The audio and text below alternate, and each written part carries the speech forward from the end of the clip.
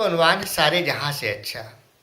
ये दूर तक फैला हुआ डरावना जंगल, ये बबूल के कांटेदार बेतरतीब उगे हुए पेड़, ये सरकंडे की उलझी हुई झाड़ियाँ, ये बरगद के जटावदार कदावर दरख्त और उन पर उछल कूद करते लंगूरी बंदर, ये आसमान में मंडलाते गिद्ध, चील और कौवे, और ये ज़मीन पर रेंगते सांप, बिच्छू, नेवले, छिपकलियाँ, गिरगिटान, खनखजूरे, और न जाने कैसी कैसी वज़ाकता वाले जहरीले कीड़े मकोड़े, और ये लकड़बग्घे, भेड़िए, गीदड़ और खूंखार तेंदुए और बाघ।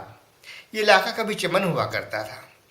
यहाँ गुलाब, बेले, मोगरे और गुलदाउदी के खुशरंग महकदार फूल फजा में खुशबू बिखेरा करते थे, और जिन पर भंवरे और तितलियां मंडलाती रहती थीं।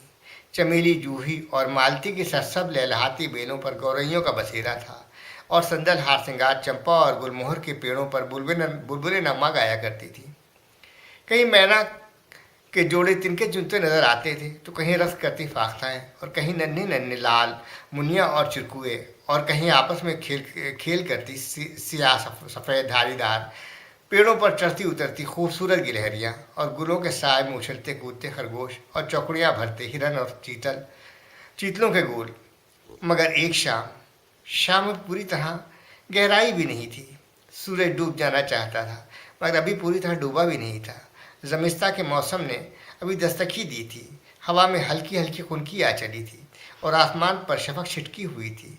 आसमान शहाबी हो रहा था।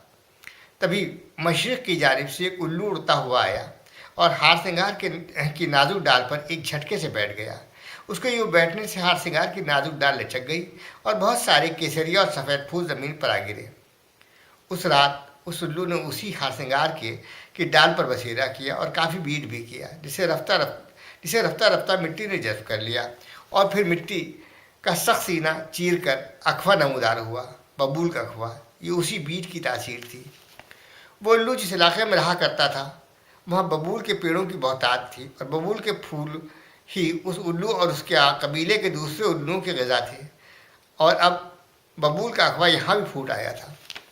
और फिर जो जो वक्त गुजरता गया, अखवा नशोनुमा पाता गया, और फिर एक दिन उसने पेड़ की शक्ल इख्तियार कर ली, कांटेदार बबूल के पेड़ की शक्ल। और फिर उस पेड़ पर फूल आए, पीले फूल, और बीज भी बबूल के बीज। ये बीज ज़मीन पर गिरे, और फिर एक के बाद एक बबूल का अखवा फूटता गया, और अखवे बबूल के पेड़ों की शक्ल इख्तियार करते गए।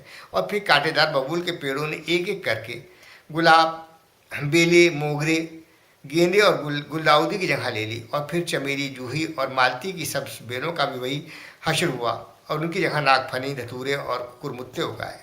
हार श्रृंगार, चंपा और संदल के पेड़ों की जगह पीपल और बरगद के जटावदार दरख्त, कदावर दरख्त लहलहाने लगे, और फिर सारा इलाका सरकंडे की घनी और उलझी हुई झाड़ियों से भर गया। और बरसात की एक दोपहर बादल घिराए, भूरे और काले आवारा बादल, घटा छा गई, आसमान स्याह हो गया। उमड़ने घुमड़ने और गुड़गुड़ाने की आवाज़ें आने लगीं, और ज़ोर की गर्जन हुई, जैसे हाथी चिंगाड़ रहे हों। बिजली कौंधी, और स्याह आसमान में रोशनी की एक लकीर सी खिंच गई, और बूंदें पड़ने लगीं, और फिर बारिश तेज़ हो गई, मूसलाधार बारिश। सारा इलाका जलथल हो गया, पानी विलोम भर गया, और कुर्ब जवार के जहरीले कीड़े मकोड़े महफूज जगह की तलाश में सरकंडे की झाड़ियों में और बसवाड़ी में आकर मुकीम हो गए। और फिर दलदली ज़मीन में रेंगने वाले जहरीले कीड़े मकोड़ों की तादाद में इजाफा होता गया, सांप, बिच्छू और खनखजूरे। और फिर एक सुबह तारे अभी डूबे ही थे, और सूरज की पहली किरण ज़मीन की पेशानी को चूमना ही चाहती थी, मगर घने कोहरे ने उसका रास्ता रोक लिया था।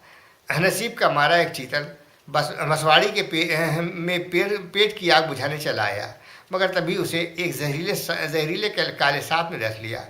उसमें भीग जाने से चीतल की लाश में जल्द ही सड़न पैदा हो गई, और सड़न ने हवा में को बाँस से भर दिया। और फिर सड़न ने चीलों, गिद्धों और कौवों को अपनी तरफ रुजू किया, और वो खींचे चले आए, और उनके पीछे बाज और शिकरे। और जब चीलों, गिद्धों और कौवों को आसमान में लकड़बग्घों, गिद्धों और भेड़ियों ने मंडलाते देखा, तो उन्हें समझने में देर न लगी कि खाने का ज़रूर माकूल इंतज़ाम है, किसी जानवर की लाश लड़ रही है। वही इन मनहूस परिंदों को इस इलाके में खींच लाई है, और फिर वो भी खाने के लालच में इस इलाके में में खींचे चले आए और उनका ताक़ुब करते करते तेंदुए और बाघ और फिर सारा चमन वक्त के साथ इस भयानक और डरावने जंगल में तब्दील हो गया। और रातों में हुक्का हुक्की आवाज़ें फिजा में तैरने लगीं और बाघों की दहाड़ें सुनाई देने लगीं और चमगादड़ों की भड़बड़ाहट। अब यहाँ जंगल का कानून चलता है और तमाम फैसले कुव्वत और तादाद की बुनियाद पर होते हैं। जो जहाँ जा सका वो हिजरत कर गया, मगर सबका हिजरत करना मुमकिन नहीं था। अच्छी खासी तादाद में हिरन, चीतल, खरगोश, मैनाएँ, बुलबुलें, फाख्ताएँ और गौरैयाँ और ऐसे ही परिंदे और चरिंदे अब भी इस इलाके में रहते हैं, मगर एक अनजान डर और दहशत के साए में। एक न दिखाई देने वाला खौफ उनके दिलों को दहलाए रखता है। जाने किस बात पर अक्सरियत उनसे नाराज़ हो जाए और जान के लाले पड़ जाएं। खौफ उनके चेहरों से इबारत है, मगर उल्लू का ऐसा मानना है इलाके में अलम बर्दाश्त ऐसा कोई माहौल नहीं है।